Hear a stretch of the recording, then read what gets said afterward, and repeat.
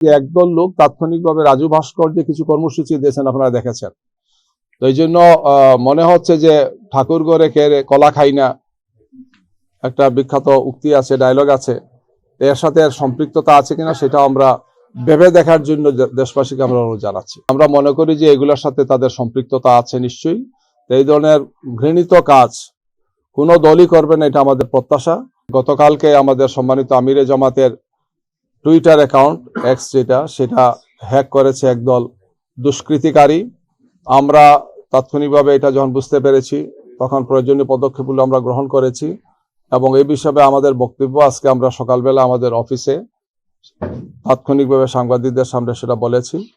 রাত্রি আমরা জিডি করেছি থানায় এবং এখন আমাদের পক্ষ থেকে, আমাদের সাইবার টিমের পক্ষ থেকে আমরা সাইবার সিকিউরিটি আইনে মামলা করার জন্য আমরা প্রস্তুতি নিয়ে অলরেডি সে সমস্ত কাগজপত্র আমরা অনলাইনে জমা দিয়েছি, ফিজিক্যালি আমরা গিয়ে সেখানে জমা দেব। এই ধরনের কার্যক্রম খুবই ঘৃণিত এবং ধিক্কারজনক কার্যক্রম। রাজনৈতিকভাবে দলের শীর্ষ নেতা এবং অন্যান্য কেন্দ্রীয় নেতৃবৃন্দের অ্যাকাউন্ট হ্যাক করে খুবই আপত্তিকর কিছু কথা সেখানে দেওয়া হয়েছে। অথচ যখন এই কথাগুলো তারা আমাদের অ্যাকাউন্টে হ্যাক করে দিয়েছেন, এর মাত্র 20 মিনিট আগেই বাংলাদেশ জামাত ইসলামীর আমির ডাক্তার শফিকুর রহমান ঢাকার একটি জনসভায় কেরানীগঞ্জের, তখন তিনি নারীদের শিক্ষা নিয়ে আলোচনা করেছেন যে আমরা যদি জনগণের ভোটে নির্বাচিত হই তাই নারীদের জন্য আমরা কি করব, উচ্চশিক্ষার ক্ষেত্রে নারীদের জন্য কি সুযোগ সুবিধাগুলো আমরা নিশ্চিত করব, এই কথাগুলো বলেছেন এবং তখন তার ফেসবুকে সেই সমস্ত বিষয়গুলো আমরা দিয়েছি। তার 20 মিনিটের মাথায় এই কাজটি করা হয়েছে এবং যে বা যারা জড়িত এদেরকে খোঁজ নিয়ে আইনের আওতায় আনা, আইনের মুখোমুখি করা এবং বিচারের মুখোমুখি করা হচ্ছে সরকারের দায়িত্ব। নির্বাচন কমিশন এক্ষেত্রে ভূমিকা পালন করবেন, আইন শৃঙ্খলা বাহিনীর দায়িত্ব। আরো দুঃখজনক হচ্ছে একদল লোক কিছু কর্মসূচি দিয়েছেন, আপনারা দেখেছেন। আমরা মনে করি যে এগুলোর সাথে তাদের সম্পৃক্ততা আছে নিশ্চয়ই। এই ধরনের ঘৃণিত কাজ কোনো দলই করবে না, এটা আমাদের প্রত্যাশা।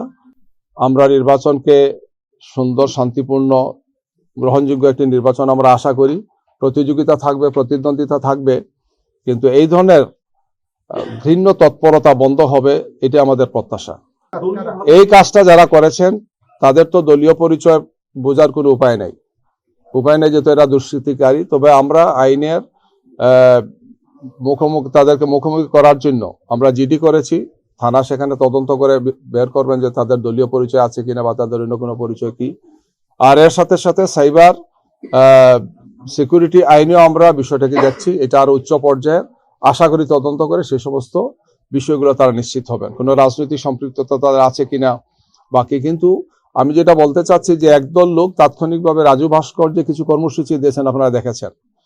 তো এই জন্য মনে হচ্ছে যে ঠাকুর ঘরে খেয়ে কলা খাই না, একটা বিখ্যাত উক্তি আছে, ডায়লগ আছে, এর সাথে এর সম্পৃক্ততা আছে কিনা সেটা আমরা ভেবে দেখার জন্য দেশবাসীকে আমরা অনুরোধ জানাচ্ছি। আমরা একটি সুন্দর, সুষ্ঠু, শান্তিপূর্ণ নির্বাচন আশা করছি, এটা জাতিরও প্রত্যাশা। যেহেতু এটি কোনো সাধারণ নির্বাচন নয়, অর্থাৎ অন্যান্য সময়ের মতো শুধু একটি জাতীয় সংসদ নির্বাচন নয়, এই নির্বাচনের সাথে আমাদের দীর্ঘদিনের সংস্কার কার্যক্রম যেটি আইনি ভিত্তি পাবে, এটি গণভোট আছে, যে গণভোটে আমরা আশা করছি দেশবাসী গণভোটকে হায়ের মাধ্যমে তারা জয়যুক্ত করবেন। দুটো নির্বাচন একই সাথে হচ্ছে এবং এই নির্বাচন আমাদের জন্য খুব গুরুত্বপূর্ণ, কারণ দীর্ঘ সময় ফেসিবাদ বাংলাদেশে যে ক্ষতি করেছে, এই ক্ষতি থেকে বেরিয়ে আসার জন্য একটি সুষ্ঠু, সুন্দর, গ্রহণযোগ্য নির্বাচনটা অপরিহার্য আমরা মনে করি। যে বা যারা করছেন তারা নিঃসন্দেহে যদি জাতির কল্যাণ তারা চান, শান্তিপূর্ণ একটি বাংলাদেশ চান, তাইলে তাদেরকে এই নীতি থেকে ফিরে আসতে হবে। তারা একটি সুষ্ঠু, সুন্দর নির্বাচনের জন্য একটি ইতিবাচক ভূমিকা রাখবে, এটা আমাদের প্রত্যাশা। আমরা এই বিষয়গুলোকেই নির্বাচন কমিশনকে আমরা অবহিত করেছি এবং বলেছি যে এ ব্যাপারে আপনাদের দায়িত্বশীল ভূমিকা পালন করা উচিত আমরা মনে করি। আমরা এখন আস্থা রাখতে চাই যে এই ব্যাপারে সরকার এবং নির্বাচন কমিশন দায়িত্বশীল ভূমিকা পালন করবে। জনমনে এমন কোনো বিভ্রান্তি যাতে তৈরি না হয় যে একদল লোক নির্বাচনকে ভণ্ডুল করার জন্য, করার জন্য, ক্ষতি করার জন্য কিছু কাজ করছেন, এমন যাতে জনমনে কোনো আশঙ্কা তৈরি না হয়।